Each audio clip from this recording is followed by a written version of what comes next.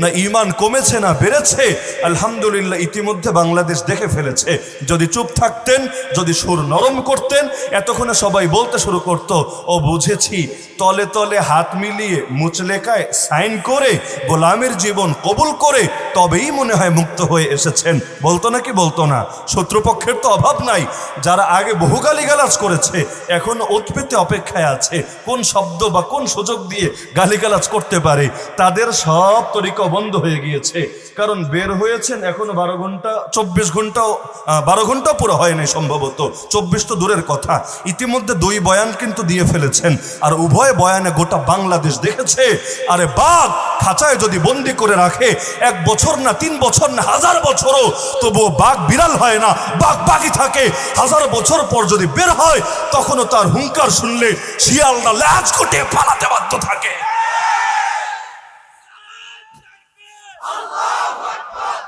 যেই কথা অনেক সময় নিরাপদে থাকা লোকেরা বলতে পারে না, আর এই বাংলার জমিনে কয়জন মানুষ বলতে পারে আমাদের জীবনের তামান্না হলো আল্লাহর জমিনে খেলাফত কায়েম করা?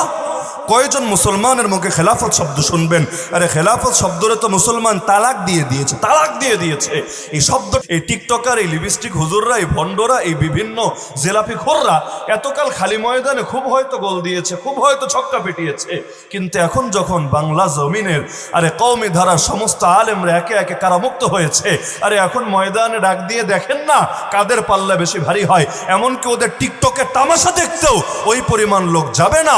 আল্লাহ তাআলার জন্য এই কোরবানি দেওয়া বান্দাদের এক নজর দেখার জন্য যে পরিমাণ মানুষ গিয়ে ভিড় করবে, দেখেন না, বলা লাগে না, ডাকা লাগে না, প্রচারণা লাগে না, তাও এত লোক এসে ভিড় করে ঠেকানোই যায় না। আদৌ মুসাফাহা করতে পারবে কিনা তাও জানে না, কিন্তু গিয়ে ঘন্টার পর ঘন্টা বসে থাকে। যদি দূর থেকে একটা নজর দেখা যায়, আরে এতেই বহুত কিছু হয়ে যাবে। তো এই মহাব্বত কার জন্য? আরে মহাব্বত কার জন্য? তো যেই মহাব্বত আল্লাহর জন্য হয় ওই মহাব্বত তো কোনো বাধা মানে না। যেমন আমরা আল্লাহকে যে ভালোবাসি, রাসূলকে যে ভালোবাসি, আমরা আমাদের ইমামদেরকে যে ভালোবাসি, এই ভালোবাসা যেহেতু আল্লাহর জন্য, সুতরাং এই ভালোবাসার জন্য আমরা জান বিলিয়ে দিতে পারলেও এটাকে সৌভাগ্যের বিষয় মনে করি। আর যাদের ভালোবাসা আল্লাহর জন্য হয় না, সুখের সময় খুব তো ডায়লগ মারে, দুঃখের সময় টর্চ লাইট দিয়েও খুঁজে পাওয়া যায় না। এজন্য যাদের ভালোবাসা জেলাপি শরীফের জন্য, ওদেরকে দেখবেন নবীর ইজ্জত হেফাজতের কোনো আন্দোলনেও খুঁজে পাওয়া যায় না। যাবে কিভাবে? ওখানে গেলে তো জেলাপি না, কপালে টিয়ার শেল জুটবে, কপালে গুলি জুটবে, কপালে কাশিমপুরের বন্দিত্ব জুটতে পারে। সব জায়গায় তো আর জেলাপি ফেরি করে বেড়ায় না। তো যেখানে জেলাপি আছে সেখানে তারা আছে। আরে ওরা নিজেদেরকে নবী প্রেমিক দাবি করে কোন মুখে?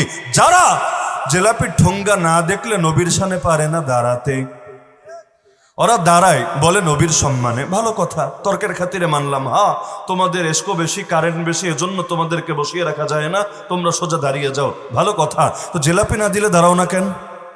নবীর মহাব্বত থাকলে তো সবসময় থাকবে, নাকি খালি তবারক দেখলে মহাব্বত আসবে? তবারক দেখলেও আছে, তবারক না দেখলেও থাকবে। বাংলাদেশে তবারক ছাড়া ডাক দিয়ে দেখেন, দেখেন কয়জন লোকের পাশে পান। এমনকি আপনার বাপের জন্য দোয়া করাবেন, মরা মায়ের জন্য দোয়া করাবেন, খালি হাতে আইসা হুজুরে বলবেন হুজুর দোয়া একটা করে দেন।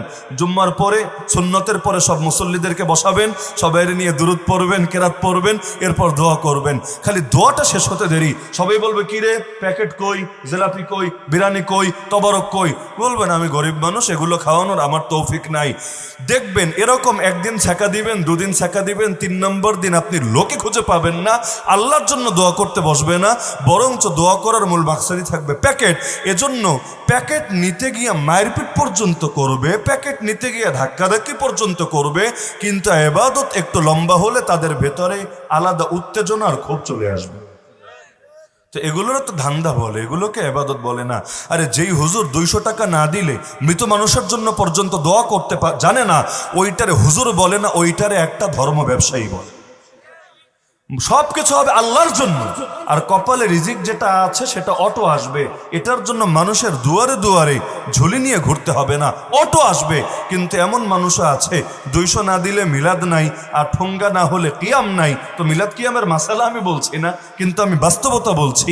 এমনকি বান্ডিল না দিলে মাহফিলও নাই, বান্ডিল দিতে হবে, কখনো হেলিকপ্টার পাঠাতে হবে, তারপর বক্তা সাহেব আসবে ওয়াজের প্যান্ডেলে। আচ্ছা তারাই না আবার শোনাবে পাবলিক রে যে ওয়াজের ময়দান বাগান হলো জান্নাতের বাগান। তো ভাই এটা যদি জান্নাতের বাগানই হয়, জান্নাত কি শুধু সাধারণ মানুষের লাগবে, হুজুর মানুষের লাগবে না?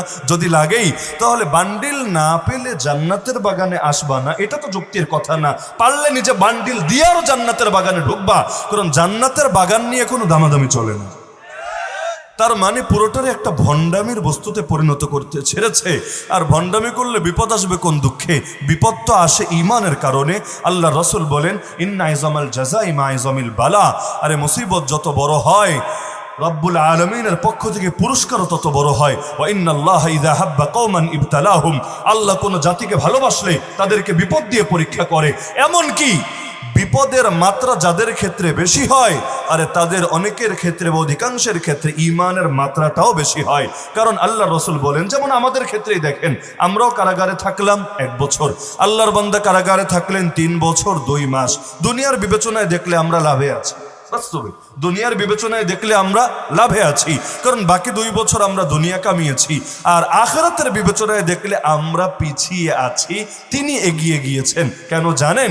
কিয়ামতের দিনে সবরের দিনগুলোকে যখন নেক আমলের পাল্লায় তুলে মাপা হবে, আরে সেদিন যাদের উপর মুসিবত আসে নাই তারা আফসোস করে কাঁদতে শুরু করে দেবে।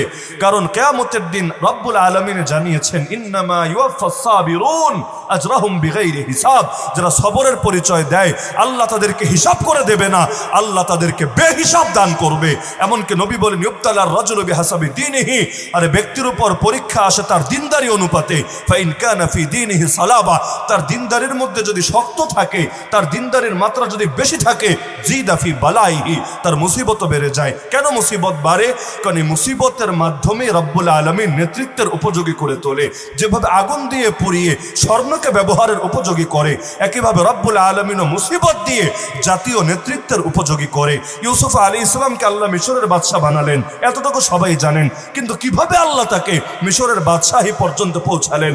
প্রথমে ধরে ভাইয়েরা ফেলে দিল। আরে যাদের গায়ে তার বাপেরই রক্ত প্রবাহিত, সেই ভাইয়েরা ফেলে দিল কুয়ার মধ্যে। দুনিয়ার বিবেচনায় বিরাট লস হয়ে গিয়েছে। এরপর দ্বিতীয় লস, মরল না কুয়োতে, ভালো কথা, বেঁচে গেল, কিন্তু কুয়ো থেকে উঠিয়ে তারে বাজারে বিক্রি করে দিল। যেই মানুষ স্বাধীন মানুষ, তারে গোলাম এবং দাসে পরিণত করা হলো। তৃতীয় লস, সেখান থেকে তিনি গিয়ে উঠলেন রাজার ঘরে এবং তার গোলাম হয়ে তাকে বাকি জীবন কাটাতে হবে, ভালো কথা। এরপর সেই রাজার বউই তার প্রেমে হাবুডুবু খেয়ে তাকে কুকর্মের দিকে প্ররোচিত করতে লাগলো। ওয়ারাওয়াদাতুল্লাতী হুয়া ফি বাইতিহা আন নাফসিহি ওয়া গাল্লাকাতিল আবওয়াব ওয়া ক্বালাত হাই তালাক। দরজা জানালা বন্ধ করে তাকে আহ্বান করলো, আরে তুমি আসো, আমার চাহিদা পূরণ করো। তিনি চাহিদা পূরণ করলেন না। রব্বুল আলামিনের জন্য নিজের তাকওয়াকে, নিজের আখলাককে পবিত্র রাখলেন। দরকার ছিল, এতে বাহ্যিক বিবেচনায় তখনই তার মর্যাদা বাড়বে, কিন্তু হলো হিতে বিপরীত। যেই পাপ করেন নাই, সেই পাপের অপবাদ কাঁধে নিয়ে তাকে ঢুকতে হলো কারাগারে। 1 সপ্তাহ 2 সপ্তাহ না, 1 মাস 2 মাস না, 1 বছর 2 বছর না, দীর্ঘকাল তাকে কাটাতে হলো কারাগারে। অবশেষে কারাগারের মধ্যেও 2 জনের স্বপ্নের ব্যাখ্যা তিনি করে দিলেন, যাদের একজনকে মারা হবে আর আরেকজন বাদশার খাদেমে পরিণত হবে। তার কাছে একটা রিকোয়েস্ট করলেন, উযকুরনি ইনদা রাব্বিক, তুমি তোমার মনিবের কাছে আমার আলোচনাটা তুইলো। এখন আল্লাহর বান্দা যখন খালাস হয়ে মুক্ত হয়ে সেই রাজার কাছে গেল, আর স্মরণ থাকলো না দুর্দিনের কথা। ফাআনসাহু শাইতানু যিকরা রাব্বি। এখন শয়তান ভুলিয়ে দিল, তো ফালাবিসা ফিস সিজনি বিদা সিনিন, আরো কয়েক বছর থেকে কারাগারে থাকতে হলো। এত এত ঝামেলার পর যখন বের হলো, দুনিয়ার বিবেচনায় লাইফ তো পুরোটাই লসের মধ্যে গেল। কারণ সেই কুয়ায় পড়ার পর থেকে সুখ পেল কোথায়? গোটা জীবন তো কষ্টে কষ্টে কষ্টে গেল। কিন্তু যখন চূড়ান্তভাবে বের হলো, আর এক ধাক্কায় অর্থমন্ত্রী, পরের ধাক্কায় মিশরের বাদশা হয়ে গেল। বাড়ি তার ফিলিস্তিনের কেনানে, তিনি মিশরের বাদশা হবেন কিভাবে? মিশরে তো তার আত্মীয় স্বজনও নাই, মিশরে তার শ্বশুর বাড়ি হবে এই গ্যারান্টিও তো নাই, তো মিশরের বাদশা হবেন কিভাবে? কিন্তু রব্বুল আলামিন যা লিখে রাখে, আরে নসিব সেদিকেই মানুষকে টেনে আনে। রিজিক এমন এক জিনিস, আসতে না চাইলেও আপনাকে টেনে আনবে। যেমন দেখেন না, আজকে আমার রিজিক লেখা আপনাদের এই সৈকারচর শিবপুর এই যশোর ইউনিয়নের মধ্যে। তো এখন আমি যতই চাই আজকে যাব মোহাম্মদপুরে শাইখের সাক্ষাতে, তো কি হয়েছে? রিজিক দিয়ে দিয়েছে টান, চলে আসতে হয়েছে। রিজিক যদি লেখা থাকে আপনার ফিলিস্তিনের জমিনে, ফিলিস্তিনে না গিয়ে থাকতে পারবেন? রিজিক যদি লেখা থাকে কাশিমপুর কারাগারে, জেলে না ঢুকে থাকতে পারবেন? জন্ম হয়েছে পরে, রিজিকের ফয়সালা হয়েছে আগে। তো মুসিবত আসলে লস তো হয় না, বরং আখেরাত তো আছেই, আখেরাতে তো আল্লাহ দিবেনই, দুনিয়ার বুকেও আল্লাহ ঠকান না। ইব্রাহিম আলাইহিস সালাম জাতির পিতা, সবাই জানেন কি জানেন না? সবাই জানেন। আপনি মুসলমানকে জিজ্ঞাসা করেন তোর জাতির পিতাকে, বলবে নবী ইব্রাহিম। খ্রিস্টানকে জিজ্ঞাসা করেন তোর জাতির পিতাকে, বলবে নবী ইব্রাহিম। মুশরিককে জিজ্ঞাসা করেন তোর জাতির পিতাকে, বলবে নবী ইব্রাহিম। ইহুদিকে জিজ্ঞাসা করেন তোর জাতির পিতাকে, বলবে নবী ইব্রাহিম। এই যে গোটা বিশ্বের সবাই মানতে বাধ্য হচ্ছে তিনি আসলেই আমাদের পিতা, আমাদের নেতা। রব্বুল আলামিন কোরআনে বলছে এই নেতৃত্ব কিভাবে এসেছে জানো তোমরা? ওয়াইদ ইবতালা ইব্রাহিম রাব্বুহু বিকালিমাত। আরে ইব্রাহিমের রব ইব্রাহিমকে অনেকগুলো বিষয় দিয়ে পরীক্ষা করলেন, ফাতাম্মাহুন, সবগুলো পরীক্ষায় তিনি পূর্ণভাবে পাশ করলেন। যখন পরীক্ষায় পাশ করে ফেললেন তখন রবের ঘোষণা আসলো, ক্বালা ইন্নী জাইলুকা লিন-নাসি ইমামা। হে ইব্রাহিম, আমি তোমাকে সমস্ত মানুষের নেতা বানিয়ে দেব। কেমন নেতা? ইব্রাহিম নবীর পরে যত নবী এসেছে, যত নবী এবং রাসূল এসেছে, একজনও আসে নাই তার বংশের বাইরে। তার মানে সবাই এসেছে তার বংশ থেকে। একেবারে তার পুত্রদের সেই সিলসিলা যদি টান দেন, ইসহাক আলাইহিস সালাম থেকে নিয়ে ঈসা আলাইহিস সালাম পর্যন্ত সকলে, সে ইসহাক আলাইহিস সালাম যে বাবা, ওই বাবার সন্তানই একেবারে সে ঈসা পর্যন্ত। আর মুহাম্মদুর রাসূলুল্লাহ সাল্লাল্লাহু আলাইহি ওয়াসাল্লাম তিনি ইসমাইল আলাইহিস সালামের সন্তান। তো এখন ইসমাইল নবীর বাবাও ইব্রাহিম, ইসহাক নবীর বাবাও তো ইব্রাহিম, ঘুরে গিয়ে গোড়ায় গিয়ে সে এক জায়গায় তো মিলছে। তো নবীরও বাবা যে, তার উম্মত তো বাবা মানতে বাধ্যই থাকবে, জাতির পিতা, কারণ তিনি আমার নবীর পিতা। তো যিনি নবীর পিতা হন তারে পিতা মানতে কোনো আপত্তি আছে? কোনো আপত্তি থাকার প্রশ্নই তো আসে না। তো রব্বুল আলামিন তার এত বড় নেতা বানিয়ে দিলেন, কিন্তু কখন? আল্লাহ জানালেন, যখন পরীক্ষা করলেন, পরীক্ষায় তিনি পাশ করলেন। এমনকি কোরআন বলছে ওয়াজআলনাহুম আইম্মা ইয়াহদুনা বিআমরিনা লাম্মা সাবারু ওয়া কানু বিআয়াতিনা ইউকিনুন।